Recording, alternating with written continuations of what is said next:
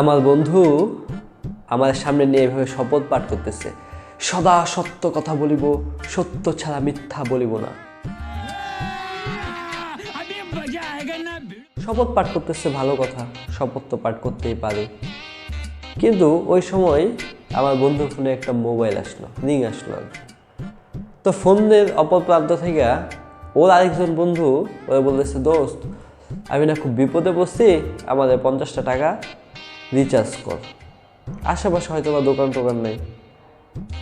এখন আমার বন্ধু বলতেছে, দোস্ত আমার কাছে তো টাকা নাই, বিকাশে তো কোনো টাকা নাই।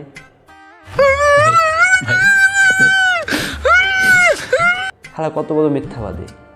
অথচ একটু আগে নিজে 200 টাকা দিয়ে এমবি নিল, আবার আমার সামনে শপথ বাক্য পাঠ করতেছিল, সদা সত্য কথা বলিব, সত্য ছাড়া মিথ্যা বলিব না।